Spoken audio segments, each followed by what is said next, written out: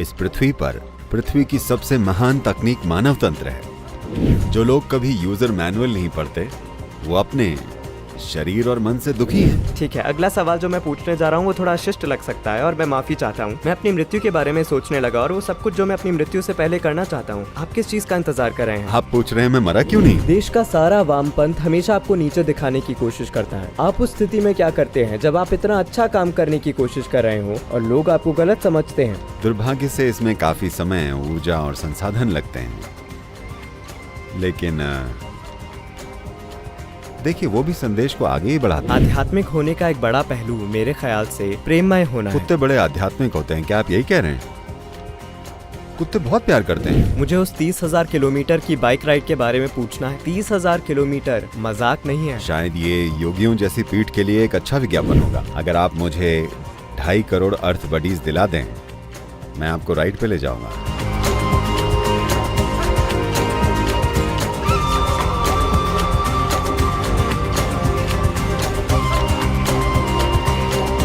बस मुझे लगता है ये मेरे जीवन के सबसे आकर्षक पलों में से एक बन चुका है। प्रकृति के बीचों बीच आपसे बात करना।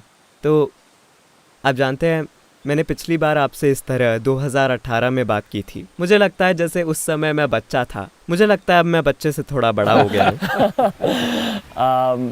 लेकिन उस रात, मेरा मतलब है उस बातचीत का मुझ पर इतना गहरा असर हुआ क्योंकि आपने जिस तरह से मेरे सवालों के जवाब दिए, जैसे जवाब आपने दिए, मुझे वो जवाब दिए जिनकी ठीक उसी समय मुझे ज़रूरत थी। और उस रात मुझे वास्तव में आपका एक सपना आया था। इस बार मैं आपको एक अडल्ट मानकर चलूंगा।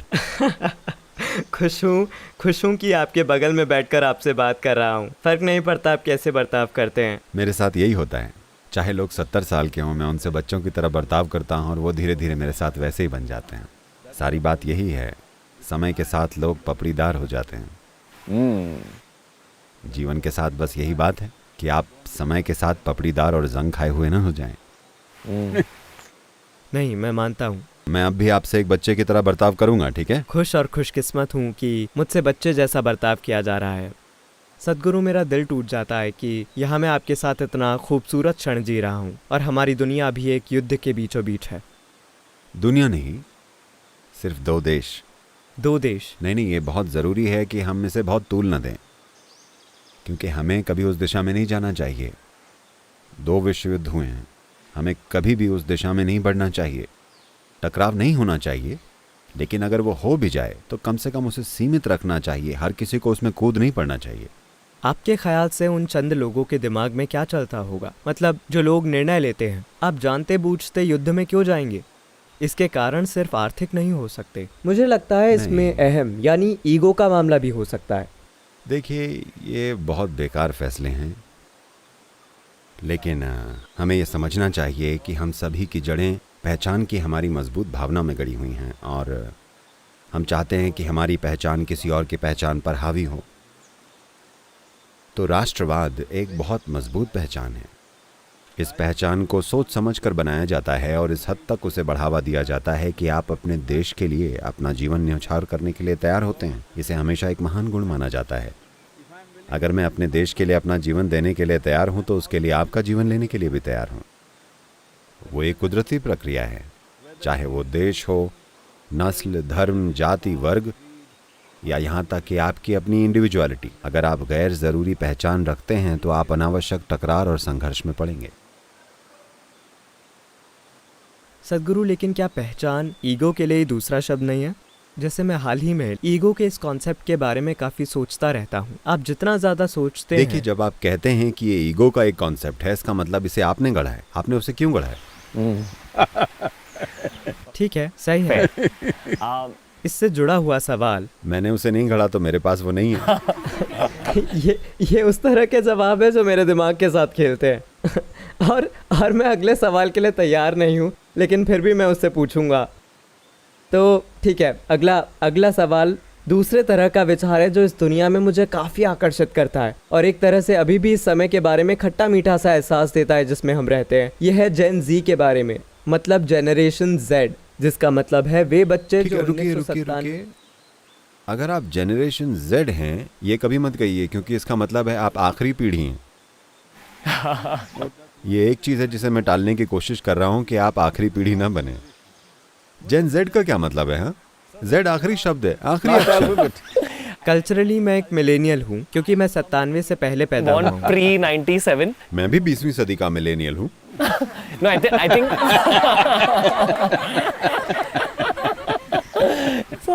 आप किस सदी की बात कर रहे हैं? मेरे ख्याल से वो कल्चरल टर्म्स है जो दिए गए हैं। ठीक है, लेकिन जेड शब्द का इस्तेमाल मत कीजिए, इसका मतलब है आप आखिरी पीढ़ी हैं, वो मत बनिए। ठीक है, हम आपको जेन ए बुलाएंगे। मेरे ख्याल से अगले को जेन अल्फा कहा जाएगा। बस हम शुरुआत में वापस जाते ओह हैं। अच्छा, ये अक्षर गोल गोल घूम रहे हैं। सर तो मैं एक बार जब आप अक्षर सीख लेते हैं तो आपको शब्दों में जाना चाहिए, जब आप शब्द जान लें तो आपको वाक्यों में जाना चाहिए, जब आप वाक्य जान जाएं तो आपको साहित्य में जाना चाहिए। अक्षरों को दोहराते मत रहिए। मैं काफ़ी सारे जेन जी और कुछ जेन अल्फा के साथ काम करता हूँ। मैं उनके बारे में इस बात पर उन्हें एक अलग नाम खोजने के लिए कहिए। जेन जेड खतरनाक है, इसका मतलब है कि आप आखिरी पीढ़ी हैं, ऐसा हाँ, मत कहिए। मुझे लगता है कि एक बढ़िया नाम है, शायद युवा के रूप में हमारे दिमाग में। लेकिन जो भी हो सर, तो एक चीज़ जो मैं उनके बारे में गौर करता हूँ वो ये है कि वो बहुत ही बुद्धिमान है, उससे ज़्यादा बुद्धिमान जो मेरी पीढ़ी उस उम्र में थी, 17-19। और आप कुछ 13-14 साल के बच्चों से बात कीजिए, वे इस जेनजी पीढ़ी से भी ज़्यादा होशियार हैं। तो मैं उन्हें खुशकिस्मत और थोड़े शापित की तरह देखता हूँ। शापित इसलिए क्योंकि हम वायरस के समय में रह रहे हैं। हम इस घटना के समय जीवित हैं जिसके बारे में हमने बात की, जैसे युद्ध, और फिर हम पर्यावरण क्षति या इकोलॉजिकल डैमेज के समय में भी रह रहे हैं। जेन जी और जेन अल्फा के बारे में अच्छी चीज़ ये है कि वे पर्यावरण को लेकर ज़्यादा जागरूक हैं, वे ज़्यादा बुद्धिमान हैं, वे कहीं ज़्यादा स्मार्ट हैं। वे जानते हैं कि तकनीक, डिज़ाइन, सोशल मीडिया को बेहतर तरीके से कैसे इस्तेमाल करें। लेकिन मैं बहुत उत्सुक हूँ, इस दुनिया में उनकी ज़िंदगी के बारे में सोचता हूँ, वे किस तरह की दुनिया की तरफ जा रहे हैं। देखिए, हर पीढ़ी का ये सोचना है कि वो खास है, बहुत बुरी बात है। दुर्भाग्य से हर पीढ़ी को लगता है कि वो खास हैं। हम 60 के दशक से आए हैं, 60 के दशक के लोग सोचते हैं कि वो वाकई खास लोग हैं और वो एक आपदा बन गए हैं।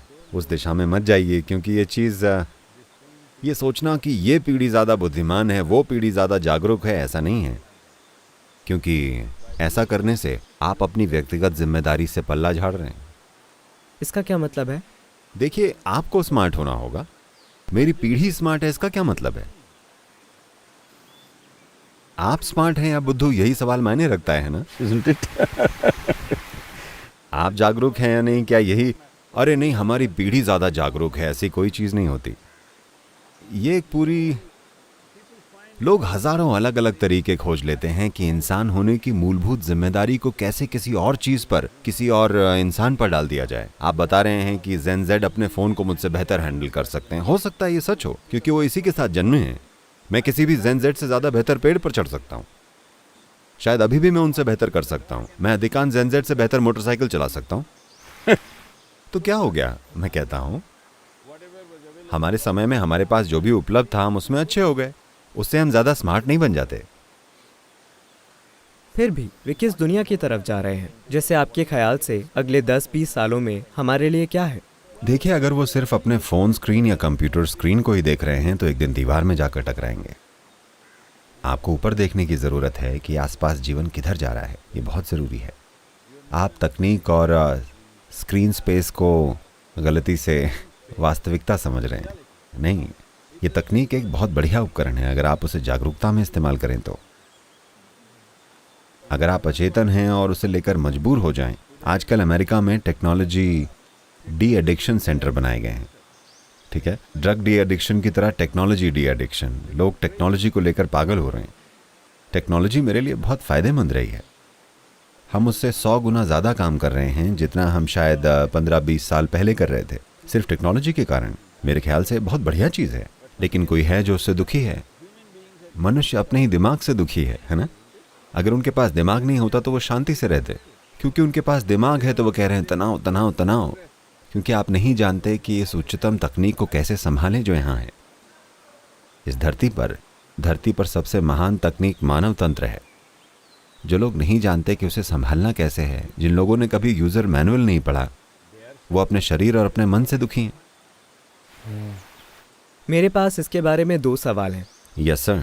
पहला है, क्या आप इस सारे मेटावर्स रेवोल्यूशन के बारे में जानते हैं जो हो रहा है? और दूसरा, वो रेवोल्यूशन नहीं है। मैंने मेटावर्स के बारे में सुना है, मैं जानता हूँ। मेटावर्स, हाँ, ये वर्चुअल रियलिटी जैसा है। वर्स। that's यही सवाल उससे जुड़ा है, वो दूसरा सवाल मैं है। किसी तकनीक के खिलाफ नहीं हूँ, मैं उसके पक्ष में हूँ। सिर्फ अगर आप जानते हैं कि उसे होश में कैसे संभालना है। देखिए, अभी क्या ये मेटावर्स नहीं है? yeah. Hello. वही सवाल था। जैसे आप जानते हैं, मैं आशा करता हूँ कि भविष्य की तकनीकें हमें प्रकृति से दूर ना कर दें, क्योंकि हम एक खूबसूरत सभ्यता में रह रहे क्योंकि हैं। आप VR चश्मे पहने होंगे और आप दुनिया को बिल्कुल देखेंगे ही नहीं। Yeah. देखिए, अभी फिलहाल अगर आप इस पर पर्याप्त ध्यान दें, ये सुपर मेटावर्स है, मेरा विश्वास कीजिए। लोगों ने कभी ध्यान नहीं दिया है। मैं जंगलों में रहा हूँ, कई हफ्ते सिर्फ अकेले बिताए हैं। यहाँ जो हो रहा है वो सरल नहीं है। आज भी जब मैं मिट्टी की बात करता हूँ तो हर कोई कहता है, सदगुरु आप पर्यावरणविद कैसे बन गए, कहाँ से? मेरे ख्याल से खुद को इकोलॉजिस्ट, एनवायरमेंटलिस्ट या जो भी ऐसा कुछ कहना बहुत भद्दा है। मैं एक वैज्ञानिक शब्दावली के रूप में नहीं कह रहा हूँ। आमतौर पर लोग खुद को बुलाते हैं, क्योंकि आप इकोलॉजी का एक हिस्सा हैं, आप पर्यावरण का एक हिस्सा हैं। आपने ये कैसे मान लिया कि आप उससे अलग हैं, ऊपर हैं और आप कुछ ठीक करने जा रहे हैं? आप उसका एक हिस्सा हैं, आप सिर्फ उसका एक नतीजा हैं, है ना? मिट्टी में जो हो रहा है और आप जो हैं वो सिर्फ एक प्रतिबिंब है। वहाँ जो हो रहा है ये उसका एक नतीजा है। तो हम इस दूरी को सच मान लेते हैं। खासकर अगर आप हर समय ये VR चश्मे पहनकर घूमेंगे, आप कभी आसपास के जीवन को नहीं देख पाएंगे, ना अपने आसपास के जीवन का अनुभव कर पाएंगे। आपको बस एक तरह का साइकेडेलिक अनुभव हो रहा है। उस समय, मेरे समय में हर कोई LSD के साथ ऐसा कर रहा था। मेरे 12-13 दोस्त इन चीज़ों को करते हुए मर गए। मेरे ख्याल से वो हमेशा कहते थे मैं अपनी मोटरसाइकिल पर खुद को मार लूँगा, लेकिन मैं अब भी यही हूँ। उन्होंने ड्रग्स लिए और उन्हें लगा कि ये बेहतर है, क्योंकि उन्हें ऐसी दुनिया दिख रही थी जो थी ही नहीं, और उनमें से कई मारे गए, बाकी बीमार हो गए। तो वो केमिकल के साथ मेटावर्स कर रहे थे, आप तकनीक के साथ मेटावर्स कर रहे हैं।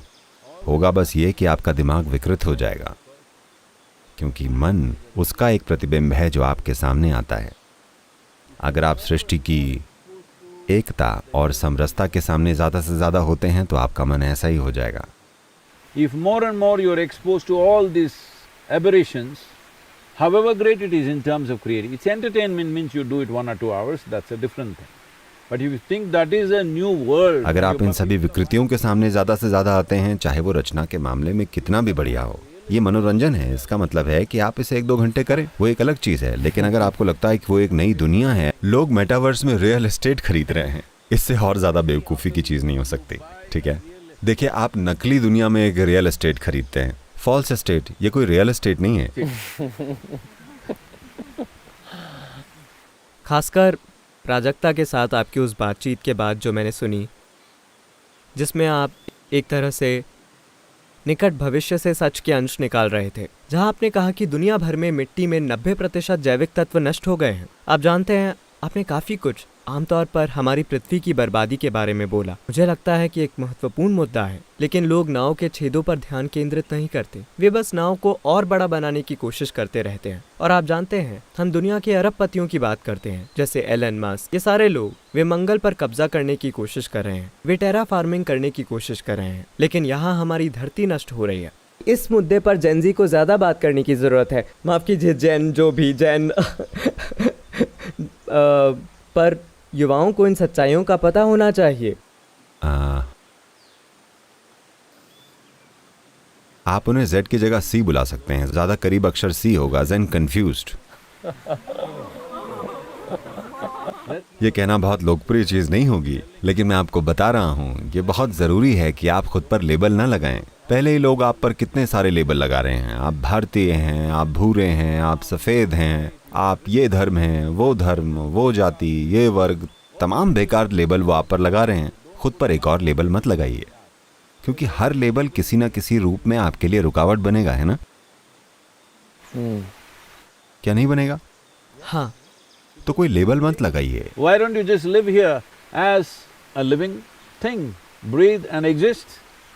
and reverberate at the highest possible level. That's all you can do with life. आप क्यों नहीं यहाँ सिर्फ एक जीवित प्राणी की तरह रहते हैं, सांस लेना और जीना, जितना हो सके ऊंचे स्तर पर स्पंदित होना। आप जीवन के साथ इतना ही कर सकते हैं, बाकी सब आपकी कल्पना है। अपनी कल्पना को वास्तविकता मानने की गलती मत कीजिए, ये बहुत महत्वपूर्ण है। अगर आप मनोवैज्ञानिक हकीकत को अस्तित्वगत हकीकत मान बैठेंगे तो आप अपने जीवन में काफी दुखी होंगे। लोगों के साथ यही हो रहा है। वो किस चीज से दुखी हैं? या कोई आपके बदन में सुइयां चुभो रहा है? नहीं, आप बस अपने मन से ही दुखी हैं, है ना? सबसे महान चीज जो इस धरती पर हुई है, अगर आप मुझसे पूछें तकनीक और संभावना के मामले में, वो है मानव मन। लेकिन आप हर समय उससे दुखी हैं। और अगर मैं कहूँ, कोई फर्क नहीं पड़ता कि आप कल पैदा हुए हैं या 100 साल पहले पैदा हुए हैं। अगर आप अपने मन से दुखी हैं तो आप ज़ेन-सी हैं। Yeah.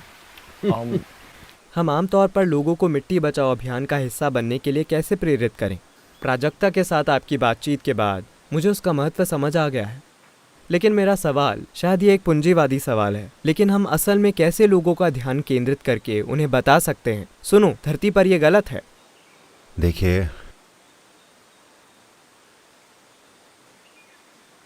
पहली चीज ये कि युवा पीढ़ी को यह समझना चाहिए कि खाना जमीन से आता है। आपका शरीर जो आप लेकर चलते हैं, जो आपके लिए बड़ा महत्वपूर्ण है, ये ज़मीन से आता है। ये ज़मीन है। इसे ह्यूमन कहते हैं क्योंकि ये ज़मीन में मौजूद ह्यूमस का नतीजा है। तो ये पता करने के लिए थोड़ा समय निकालिए कि आप जहां भी हैं वहां कितना ह्यूमस बाकी है। आप शहर में रहते हैं, सब कुछ पक्का है, ठीक है? पक्की ज़मीन और जुती हुई ज़मीन धरती पर आपदा है।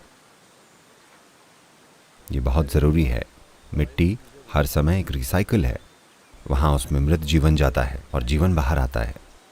मिट्टी के बारे में सबसे चमत्कारी चीज़ ये है, मिट्टी का चमत्कार ही ये है, पूरे ब्रह्मांड में ऐसी कोई जगह नहीं है जहाँ आप मृत्यु को बो सकते हैं और उसमें जीवन का अंकुरण होता है, जीवन फूटता है। यहाँ कोई मृत चीज़ दफना कर देखिए और देखिए कि कुछ ही दिनों में उसके आसपास कितना जीवन घटित होता है। मुझे बताइए, पूरे ब्रह्मांड में मुझे एक जगह दिखाइए जहाँ ये हो सकता है। तो फिलहाल जिस तरह की चीज़ों की लोग कल्पना कर रहे हैं, अपने मन में बना रहे हैं। अभी एक हफ्ते पहले एक व्यक्ति हैं जिनका एक स्टार्टअप है, ठीक है? अगर आप उन्हें $17 लाख दें तो जब आप मरेंगे, उसकी बुकिंग अभी कर सकते हैं, जब आप मरेंगे, जब भी मरें, वो आपके शरीर को ले जाकर अंतरिक्ष में छोड़ देंगे, क्योंकि वहाँ कोई ऑक्सीजन नहीं है और कोई माइक्रोबियल या सूक्ष्म जीवन नहीं है। तो आपका शरीर सड़ेगा नहीं, बस वैसे का वैसे ही रहेगा। लाखों सालों तक आपका शरीर अंतरिक्ष में तैर सकता है। शायद आप किसी अंतरिक्ष यान की सवारी कर सकें। मैं कह रहा हूँ, आपके पास ये जो शरीर है वो मूल रूप से मिट्टी है।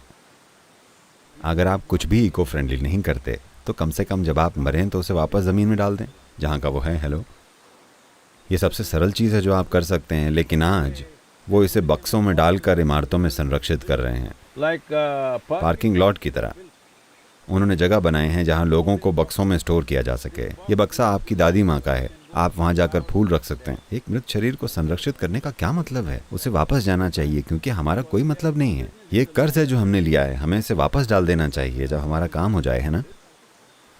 So, doing these kind of things is all coming from the ignorance of how life happens. तो इस तरह की चीजें हम जीवन घटित होने के बारे में अज्ञानता की वजह से करते हैं। जीवन, आप जानते हैं, अगर आप कार्बन शब्द बोलें तो हर कोई सोचता है वो बहुत बुरा है, कुछ जहरीला है, क्योंकि सोशल मीडिया में कार्बन को लेकर बहुत सारी बातें होती हैं। Carbon dioxide, carbon monoxide.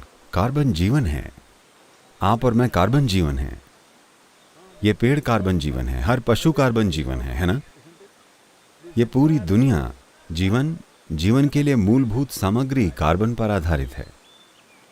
और अभी जिसे आप जीवन कहते हैं वो एक स्तर पर एक पूरा कार्बन चक्र है। अगर कोई कड़ी है जो कुछ बना रही है, मान लीजिए मोटरसाइकिल में चेन है, आप जानते हैं इन दिनों ये चेन जो मोटरसाइकिलों में होती है, आधुनिक मोटरसाइकिलों में ये हमें ज़्यादा परेशान नहीं करती। वरना जब मैं मोटरसाइकिल चलाता था तो हर 500-600 किलोमीटर पर आपको अपनी चेन चेक करनी पड़ती थी, क्योंकि वो ढीली हो जाती थी। अगर आप उसे वैसे चलाएंगे तो वो उतर जाती थी, आपके लिए मुसीबत पैदा करती थी, ठीक है? हर 600-700 किलोमीटर पर आपको इसे चेक करना पड़ता था। 1000 किलोमीटर पर आपको एक लिंक उतारना पड़ता था, क्योंकि वो पदार्थ ही ऐसा था। आजकल आधुनिक चेन इस तरह से बनी होती है कि हमें चिंता नहीं करनी पड़ती, हम बस सवारी करते हैं। फिर भी आपको रखरखाव करना पड़ता है, लेकिन जब आप सिंगल ट्रिप पर होते हैं तो आपको चिंता करने की ज़रूरत नहीं होती। तो एक चेन, कोई भी चेन हो, एक चक्र है। उसी तरह कोई भी चेन उतनी ही मजबूत है जितना इसका कोई भी एक लिंक। आपको पूरी चेन तोड़ने की ज़रूरत नहीं है। अगर आप बस एक लिंक तोड़ दें तो वो टूट जाएगी, ठीक है। इसी तरह फिलहाल ये चेन, कार्बन चेन चल रही है, ठीक है। जीवन के चलते रहने के लिए बस इसी तरह जीवन चलता है। लेकिन धरती पर खेती की मिट्टी, जो चेन में एक बहुत बड़ा लिंक है, बहुत कमज़ोर हो गई है। अगर वो टूट गई तो जीवन अच्छा नहीं होगा। आप अपना खाना स्विगी, पिगी, जिससे भी आप पसंद करते हैं ऑर्डर कर सकते हैं, लेकिन किसी न किसी को उसे पकाना होगा, ठीक है। कोई भोजन को पका रहा है। डिलीवरी तंत्र वो आपको डिलीवरी नहीं करेगा। कोई भोजन पका रहा है, कोई भोजन उगा रहा है। डिलीवरी टेक्नोलॉजी ऐप पर हो सकती है। डिलीवरी को स्रोत समझने की गलती मत कीजिए। आप भोजन किसी फूड ऐप के कारण नहीं खा रहे हैं। आप भोजन किसी स्टोर की वजह से नहीं खा रहे हैं। आप भोजन अपने रसोई घर के कारण नहीं खा रहे हैं। आप भोजन सिर्फ मिट्टी के उपजाऊपन के कारण खा रहे हैं। अगर आप ये बात नहीं समझते तो हमें बहुत बड़ी कीमत चुकानी पड़ेगी। दुर्भाग्य से पिछले 30-40 सालों में हमने इस बात पर ध्यान नहीं दिया है और मिट्टी को ज़बरदस्त नुकसान पहुंचाया है। Where 62% of India's soil has जहां भारत की 62% मिट्टी में 0.5% से कम जैविक तत्व है, ये रेगिस्तान बनने के कगार पर है। हम UNCCD के साथ भागीदार हैं, जो मरुस्थलीकरण को रोकने के लिए UN एजेंसी है। ये अभी सबसे बड़ी चिंता है। दुनिया एक रेगिस्तान में बदल रही है। अगर लोग नहीं समझते कि वो कैसे रेगिस्तान में बदलती है, तो सऊदी अरब का मतलब है आप एक रेगिस्तान देखते हैं, ठीक है। 1000 साल पहले वो एक वर्षावन था। गुजरात, आप जानते हैं, एक समृद्ध वन था। राजस्थान एक वन था। जब सरस्वती नदी ऊपर बहती थी तो ये सब वन थे। जैसे ही वो सूख गई और कुछ चीज़ें बदलीं और लोग समझ नहीं पाए कि क्या हो रहा है, ये सब कठोर रेगिस्तानों में बदल गए। यही होने वाला है। ऐसा नहीं है कि कोई कल सुबह आपके पड़ोस में रेत के टीले होंगे। बात वो नहीं है, क्योंकि फिर आपको लगेगा कि ये बहुत रोमांटिक है। आप वहाँ जाकर एक गाना गाएंगे, किसी फिल्मी गाने की तरह। खाद्य पदार्थों की उपज धीरे धीरे कम हो जाएगी। ऐसा नहीं है कि एक दिन अचानक से भोजन नहीं होगा, ये धीरे धीरे घटता है। आज भी आप सभी युवाओं के लिए जो समृद्ध हैं, जिनके पास खाने के लिए तरह तरह के भोजन हैं, मैं चाहता हूँ कि आप समझें, हर दिन आज भी 820 million people go to bed without food. It's expected by 2032, nearly 1.5 billion to 2 billion people will be going to bed without food. 82 crore लोग भूखे पेट सोते हैं। उम्मीद है कि 2032 तक करीब 1.5 अरब से 2 अरब लोग भूखे पेट सोएंगे। ऐसी उम्मीद है कि 2045 तक करीब 3 से 3.5 अरब लोग भूखे पेट सोएंगे। क्या आप यही करना चाहते हैं? और आपको क्यों लगता है कि आप नहीं होंगे? क्या गारंटी है कि ये आप नहीं होंगे? हम हमेशा सोचते हैं कि ये चीज़ें किसी और के साथ होती हैं। नहीं नहीं, ये आपके और मेरे साथ होंगी। मैं बहुत से इतिहासकारों की किताबें पढ़ता रहा हूँ, जैसे ग्राहम हैनकॉक और युवल नोआ हरारी की, और वे कहते रहते हैं कि कैसे इतिहास इतना गहरा है कि ये जानने का भी कोई तरीका नहीं है कि 10,000 साल या 20,000 साल पहले क्या हुआ था। तो मैं हमेशा सोचता हूँ कि शायद ऐसी सभ्यताएं थी जिन्होंने वास्तव में पर्यावरण की दृष्टि से कुछ गलत फैसले किए थे और प्रकृति माँ ने उसका बदला लिया। क्या आपको लगता है कि एक और चक्र है ठीक वैसा ही? देखिए, ऐसा हुआ है उस स्तर पर नहीं जैसा अभी हो रहा है, क्योंकि अब ये दुनिया भर में है। माया सभ्यता इसलिए ढह गई क्योंकि उन्होंने अत्यधिक खेती की। मेसोपोटामिया, 2 नदियों के बीच दुनिया की सबसे महान सभ्यताओं में से एक, वो ज़रूरत से ज़्यादा खेती करने के कारण ढह गई। एक सभ्यता के रूप में रोम सबसे ज़्यादा खेती करने के कारण नष्ट हो गया, क्योंकि उन दिनों रेलवे या जहाज़ जैसी विशाल परिवहन प्रणालियाँ या ऐसी चीज़ें नहीं थीं। जब वे भोजन नहीं उगा पाते थे, वो शहर ध्वस्त हो जाता था। आप मुंबई में कोई भोजन नहीं उगा रहे हैं, ठीक है, लेकिन आप दुनिया भर से भोजन मंगा सकते हैं। पर आपको क्या लगता है ये कितने दिनों तक काम करेगा? ज़रूरत का भोजन आपके पास ना उगे तो ये कितने दिनों तक काम करेगा? जब उस स्रोत के पास कमी आएगी तो वो आपको भोजन देना बंद कर देंगे। कई जगहों पर ऐसा हो भी रहा है। अगला सवाल जो मैं पूछने जा रहा हूँ वो थोड़ा अशिष्ट लग सकता है और मैं माफ़ी मांगता हूँ। मैं भी रूड हो जाऊंगा, नो प्रॉब्लम। वो चलता है। आप रूड हो सकते हैं, लेकिन और मैं ये आपसे इस नज़रिए से पूछ रहा हूँ कि मैंने हाल ही में गरुड़ पुराण नाम की किताब पढ़ी है जो मृत्यु के बारे में बात करती है। ओ, आप सोच रहे हैं कि मुझे क्या सज़ा मिलनी चाहिए, है ना? नहीं नहीं नहीं, इसने मुझे अपनी मृत्यु के बारे में सोचने के लिए उकसाया, और वो सब कुछ जो मैं अपनी मृत्यु से पहले करना चाहता हूँ। तो ये सारे अभियान जो आप शुरू कर रहे हैं, चाहे वो मिट्टी बचाओ हो, चाहे कावेरी कॉलिंग हो, क्या आप इसे इस नज़रिए से कर रहे हैं कि आप अगले 20-30 सालों में एक असर पैदा करना चाहते हैं? क्योंकि आप कुछ बहुत मुश्किल चीज़ें कर रहे हैं, जैसे 30,000 किलोमीटर की बाइक राइड। ये किसी के भी शरीर के लिए बहुत कठोर है। इसने मुझे ये सोचने के लिए मजबूर किया कि पहले तो सद्गुरु, ये एक Sorry if दो तरफा this is सवाल coming है। off as मुझे rude. बहुत खेद है अगर ये अशिष्ट लग रहा है, लेकिन मैं जानने के लिए उत्सुक हूँ। क्या आप कभी अपने काल में अपने क्षण के बारे में सोचते हैं? और दूसरा, आप कैसे मेरे अपने समय के बारे में, मैं उस बारे में पूरी तरह सुलझा हुआ हूँ, पूरी तरह से। मुझे जीवन में ऐसी कोई चिंता नहीं है। क्या आप कभी उसके बारे में सोचते हैं? नहीं, क्योंकि मैं उस पल में फैसला करूंगा। मैं ये नहीं सोच रहा हूँ मेरे साथ ऐसा होगा। आपको किस चीज़ का इंतज़ार है? हाँ, क्यों आप पूछ रहे हैं कि मैं मरा क्यों नहीं हूँ? आपने अब तक उसे चुना क्यों नहीं है? Wow, still the water is flowing. देखिए, अभी पानी बह रहा है। मेरे आसपास के लोग अब भी जानने और बढ़ने के लिए प्यासे हैं। अगर वो मेरे सामने थोड़ी बोरियत दिखाएं तो मैं चला जाऊंगा। उन्हें ये पता होना चाहिए। हाँ, 1000 लोग मेरे लिए जो मेरे सामने बैठते हैं, अगर वो बोरियत दिखाते हैं, सोचते हैं कि वो क्या बात कर रहे हैं, तो मैं चला जाऊंगा। फिर से ये थोड़ा अशिष्ट सवाल होने वाला है, और मैं माफ़ी चाहता हूँ हर किसी से। मैं देख रहा हूँ कि आप क्या करने की कोशिश कर रहे हैं। मैं आश्रम गया हूँ, मैं कोयम्बटूर आया हूँ, मैंने सारा काम देखा है जो चल रहा है। मैंने हर किसी की ऊर्जा देखी है, और वहाँ ढेर सारी अच्छी नीयत है, खासकर जब पर्यावरण की बात आती है। ढेर सारी अच्छी नीयत नहीं, सिर्फ अच्छी नीयत। यहाँ सिर्फ अच्छी नीयत है।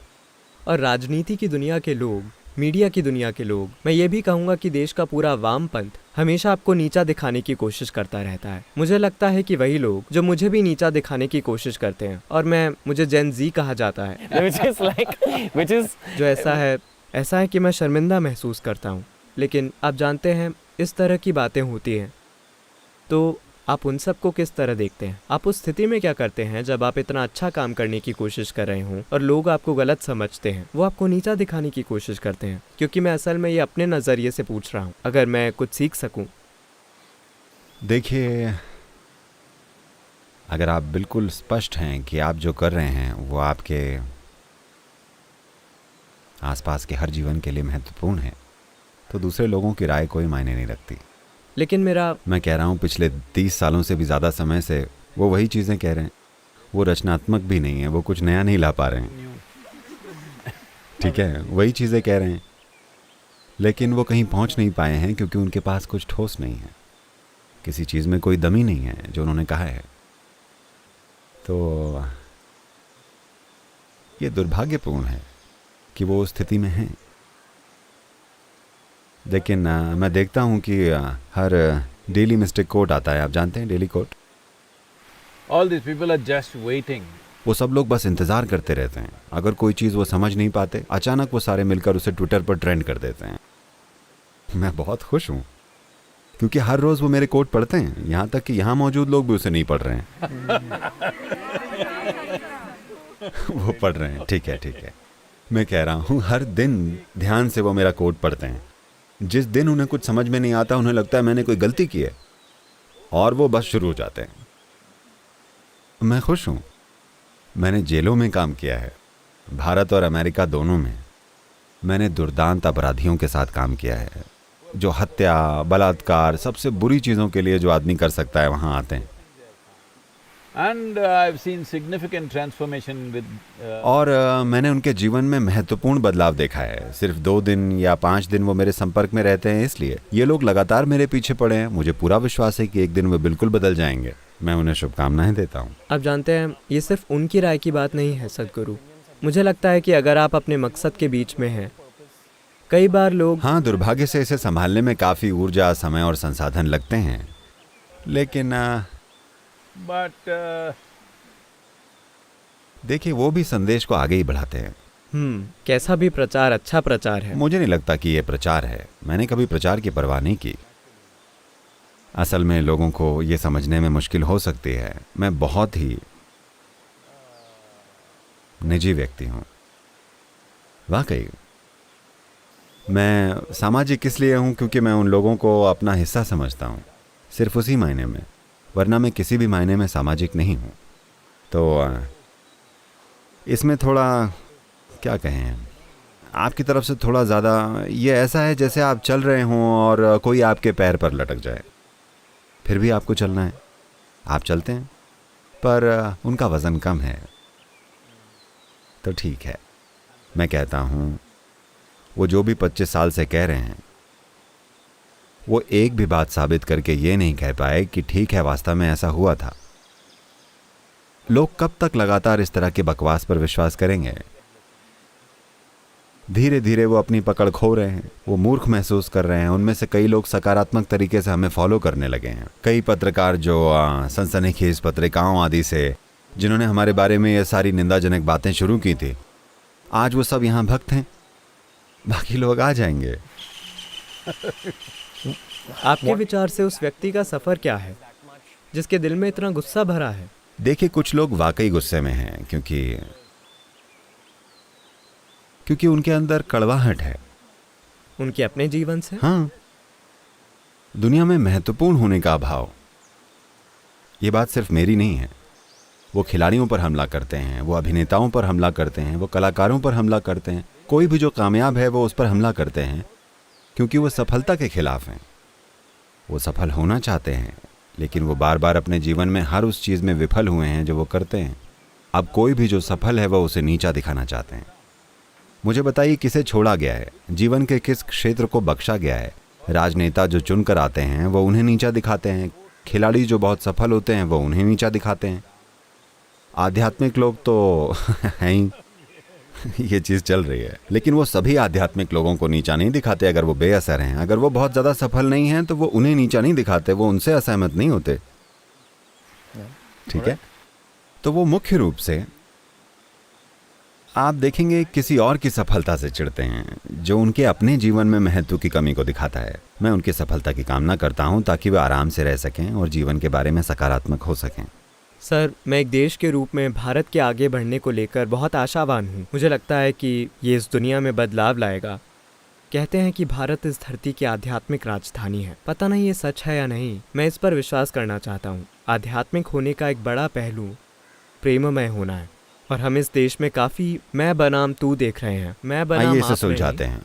आपसे किसने कहा कि आध्यात्मिक होना प्रेममय होना है? क्या ये प्रेम फैलाने के बारे में नहीं है? तो फिर एक कुत्ता ले आइए। कुत्ते वाकई आध्यात्मिक होते हैं। क्या आप यही कह रहे हैं? कुत्ते बहुत प्रेममय होते हैं। मेरा मतलब क्या? मुझे बताइए, हाँ या ना? हाँ वो सर। बहुत लविंग होते हैं, तो वो सभी आध्यात्मिक हैं? मुझे नहीं पता। आप हर समय पूंछ लाते हैं और आप आध्यात्मिक हैं? प्लीज ऐसा मत कीजिए।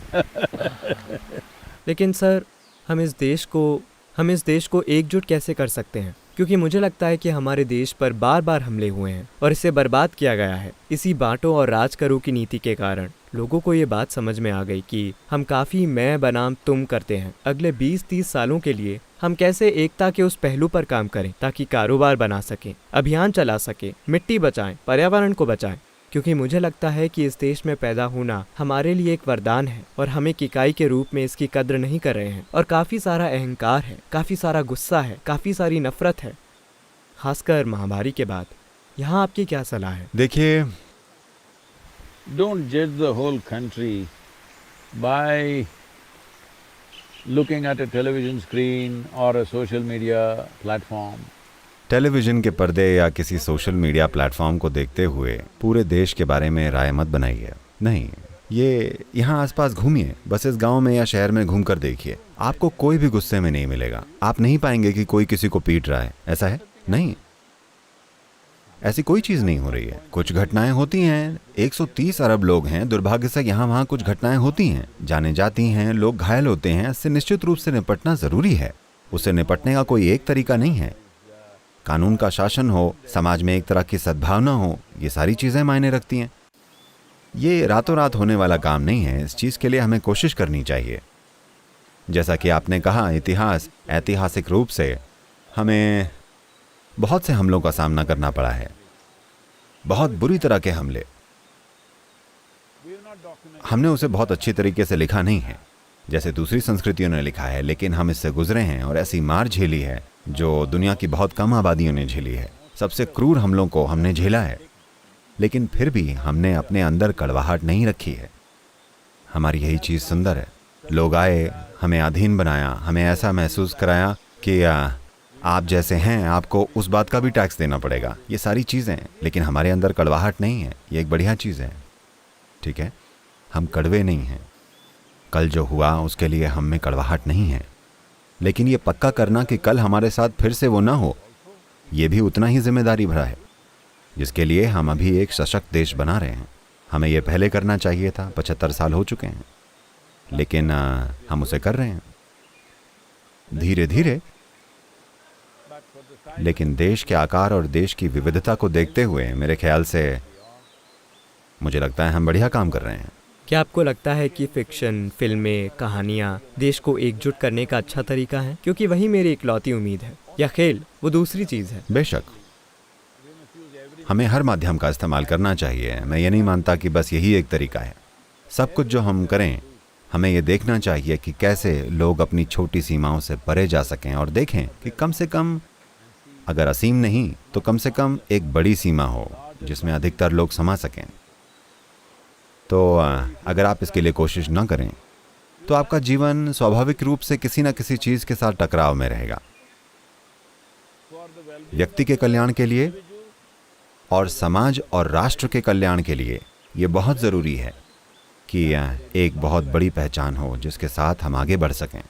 ऐसा हो रहा है, बस इतना है कि इसे ठीक से पेश नहीं किया जा रहा है। देखिए, महामारी के बाद आपने महामारी का जिक्र किया, वो एक बहुत बड़ा आघात था। ठीक है, खासकर हमारे जैसे देश में आर्थिक कीमत बहुत ही ज़्यादा है, अधिकांश लोग ये नहीं समझते।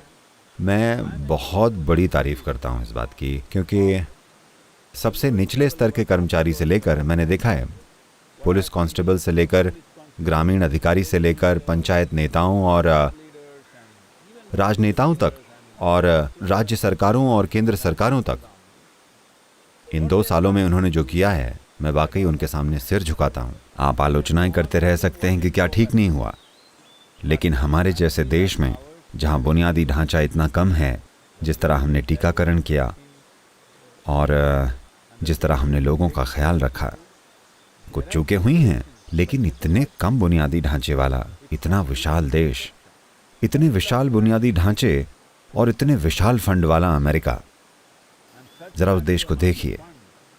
वो अब भी हिले हुए हैं, अब भी हिल रहे हैं। आप जानते हैं, मैं जानता हूँ आप तो हम में से हर किसी को बहुत आभारी होना चाहिए, क्योंकि हम नहीं जानते कि किसने क्या किया। From the doctors, nurses, small, police constables, everybody strived to manage this. डॉक्टरों, नर्सों से लेकर पुलिस कांस्टेबल, हर किसी ने इसे मैनेज करने की कोशिश की है। ये कोई छोटी बात नहीं है, ये कोई छोटी बात नहीं है। 1.3 अरब लोग, ये आदमी एक भाषा बोलता है, वो आदमी दूसरी भाषा बोलता है, दर्जनों भाषाएं हैं। आप हर किसी से एक भाषा में बात नहीं कर सकते।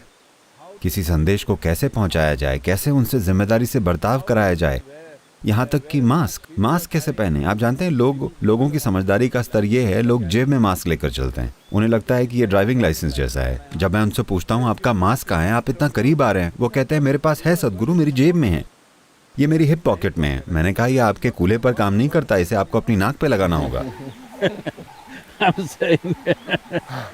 मैं कह रहा हूँ, इस तरह के देश में असरदार तरीके से किसी महामारी को कैसे मैनेज करना और सफलतापूर्वक उससे बाहर आना, एक ऐसी फलती फूलती अर्थव्यवस्था होना जैसे अभी हमारी है, छोटी बात नहीं है।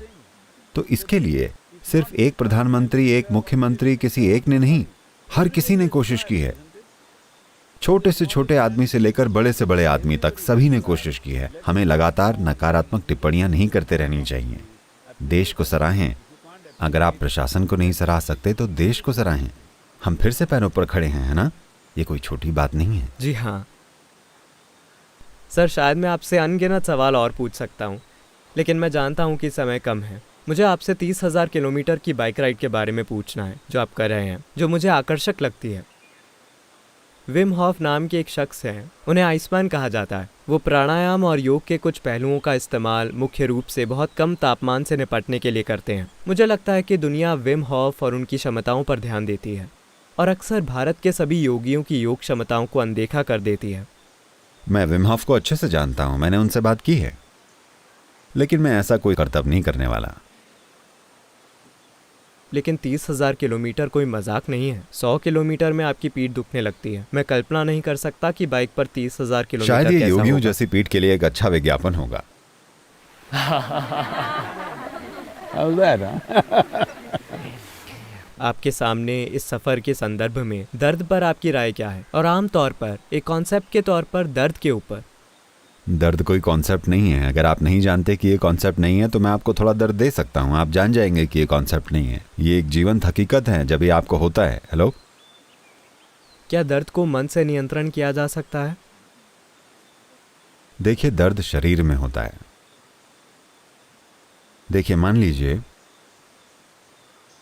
ये पानी 9 से 10 इंच गहरा है, ठीक है, 9-10 इंच गहरा होगा, लेकिन आप पेड़ के ऊपर से छलांग लगाना चाहते हैं। अगर कोई दर्द ना होता तो आप ऐसा कर लेते? हाँ, अगर इससे आपका सिर फूट जाता फिर भी और कोई दर्द नहीं होता तो ढेर सारे लोग ऐसा करते। अभी एकमात्र चीज जो कम से कम आपको जीवित रहने के अर्थ में आपको समझदारी से बर्ताव करवाती है वो दर्द है। दर्द के बिना अधिकतर लोग ये भी नहीं जान पाएंगे कि जीवित कैसे रहना है। तो दर्द बहुत अच्छी चीज है, ये आपको मैनेज करता है। भावनात्मक दर्द भी? वो आप पैदा करते हैं क्योंकि आप ट्रैजिक हीरो बनना चाहते हैं। Me? No. देखिए, सिर्फ शारीरिक दर्द अस्तित्व के रूप में सच है। जो दर्द आपके मन और आपकी भावनाओं में है वो आप पैदा करते हैं। आप खुद को दुख देना पसंद करते हैं। क्यों? क्योंकि आप एक व्यर्थ जीवन है। आपको गहन महसूस करने का कोई दूसरा तरीका नहीं आता है। दर्द आपको गहन महसूस कराता है। आप मुंबई से हैं, सिनेमा की दुनिया से। मैं कह रहा हूं, दर्द के बिना कोई गहराई नहीं है ना? कोई कलाकारी नहीं। देखिए, लोगों को लगता है कि वो गहन हैं क्योंकि वो दर्द में हैं।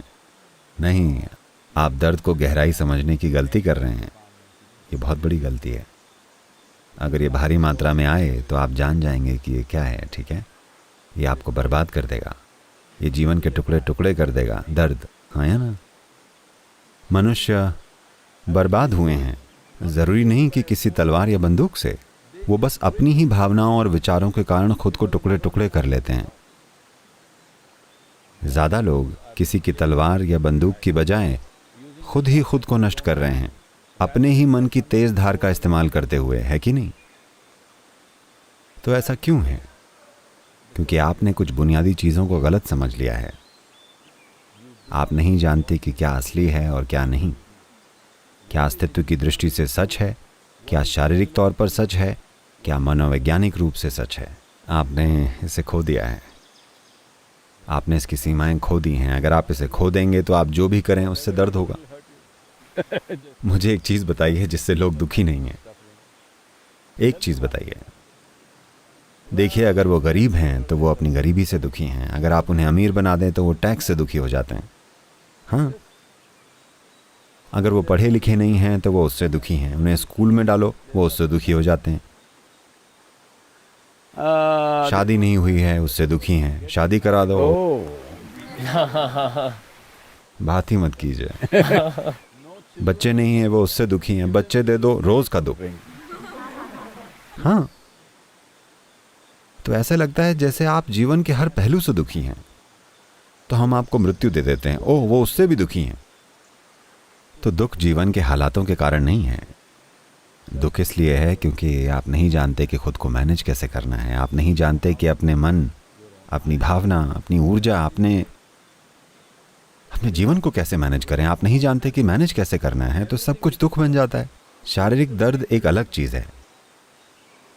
शारीरिक दर्द किसी संपर्क या बीमारी या चोट या किसी चीज़ के कारण होता है। उसमें बेशक हमें देखना चाहिए कि अपने जीवन में उसे कम से कम कैसे रखें। मच्छर आपको काटता है, ठीक है, लेकिन आपको भालू से कटवाने की ज़रूरत नहीं है, आपको उससे बचना चाहिए। आप बाइक की सवारी के दर्द को क्यों झेल रहे हैं?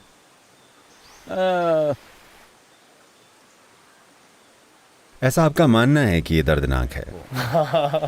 It is ये रिस्की है, दर्दनाक नहीं, रिस्की।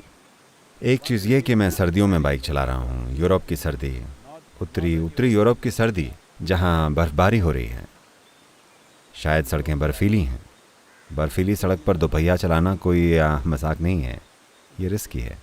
फिर मैं अरब आ रहा हूँ, जहाँ तापमान 38 से 40 डिग्री के बीच में है, मैं वहाँ बर्फ़ की तरह पिघल सकता हूँ।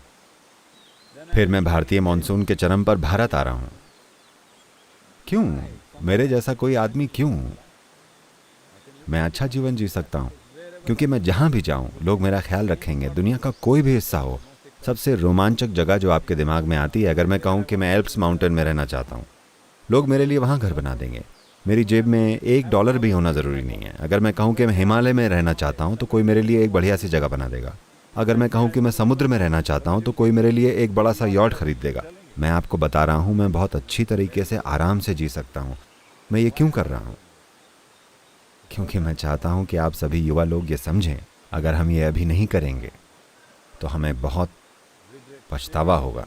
और आपका ये जनरेशन जी लेबल कम से कम आधी आबादी के लिए सच हो सकता है। अगर पूरी आबादी के लिए नहीं, तो आधी आबादी के लिए सच हो सकता है। आप मुझे जहाँ भी रख दें, क्योंकि मैं कभी आराम के पीछे नहीं गया।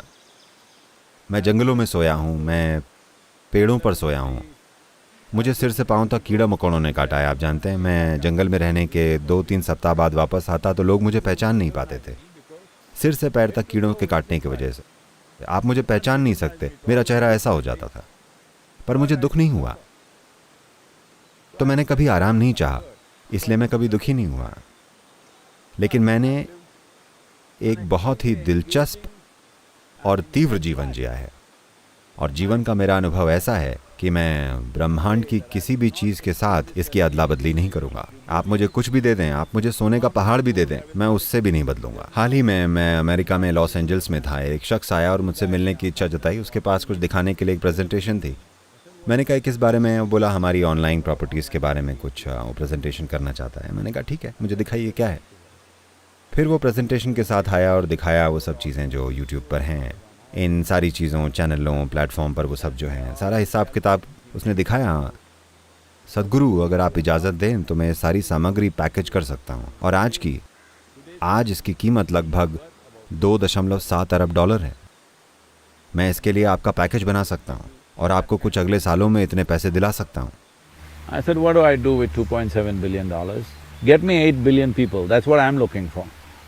मैंने कहा मैं $2.7 अरब का क्या करूँगा? मुझे 8 अरब लोग दिला दीजिए, मैं वही ढूंढ रहा हूँ। अभी मिट्टी बचाओ अभियान के लिए मुझे 3.5 अरब लोग दिला दीजिए, काम हो जाएगा, वो कीजिएगा। अगर आप मुझे 25 लाख अर्थ बडीज दिला दें तो मैं आपको राइड पे ले जाऊँगा, मोटरसाइकिल पर। आपकी पीठ नहीं दुखेगी, मेरा विश्वास कीजिए।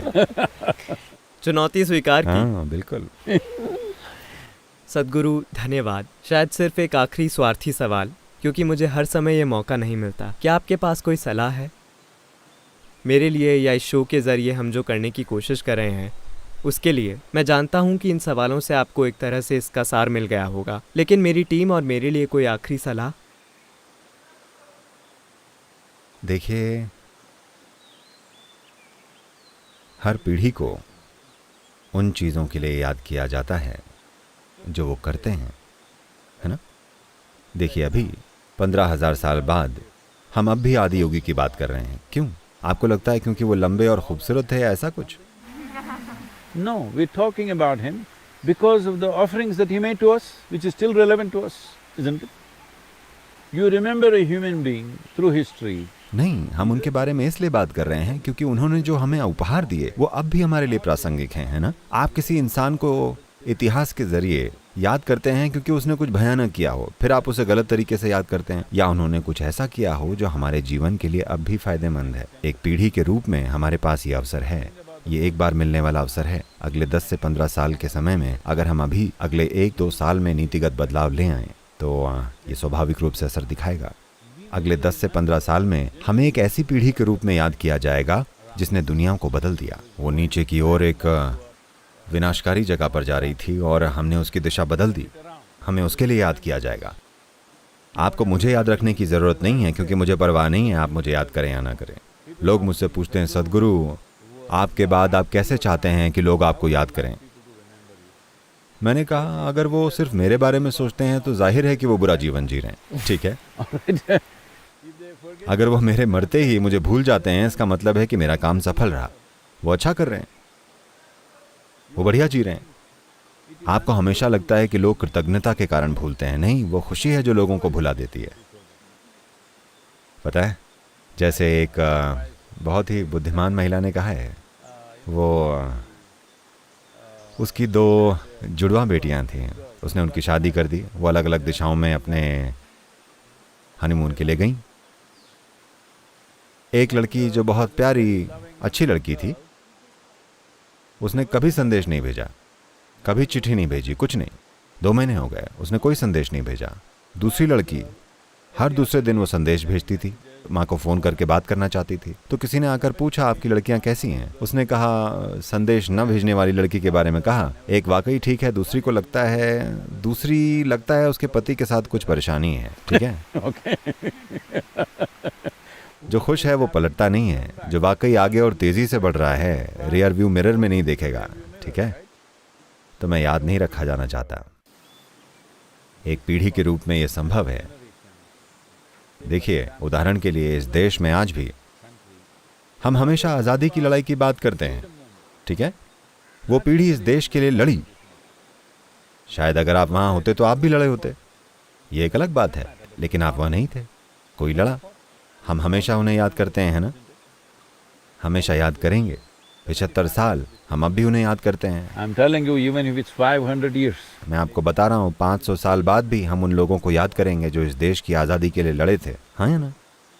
इसी तरह अभी सारे तथ्य अभी सामने नहीं आए हैं, हम कई रूपों में इसे सामने लाएंगे। कितने रूपों में हम आपदा की कगार पर हैं, पर हमारे पास उसे पलटने का मौका है। आपको जाकर मिट्टी को ठीक करने की ज़रूरत नहीं है, आपको बस अपनी आवाज़ ऊंची और स्पष्ट करनी है कि पर्याप्त लोग मतलब दुनिया के 60% मतदाता वर्ग को आवाज़ उठानी चाहिए। 3.5 अरब लोगों को 100 दिन तक मिट्टी की बात करनी चाहिए, 21 मार्च से 100 दिनों तक। ऐसा कीजिएगा, मैं ये पक्का करूँगा कि दुनिया की हर सरकार मिट्टी से जुड़ी नीतियों को अपनी नीति व्यवस्था में शामिल करे। मैं ये करूँगा क्योंकि मेरे पास इसकी पूरी व्यवस्था है।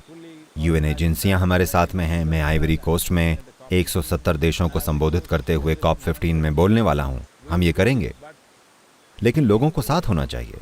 If people don't care, अगर लोग परवाह नहीं करते तो सरकार कुछ क्यों करेंगी? क्योंकि सरकार सिर्फ लोगों के जनादेश को असर में लाने के लिए है ना। अगर लोगों का जनादेश इन चीज़ों के बारे में नहीं है तो वो इसे असर में क्यों लाएंगे? ये जिम्मेदारी आपकी है। अपना वाईफाई और थोड़ा सा दिमाग इस्तेमाल कीजिएगा, उससे मदद मिलती है।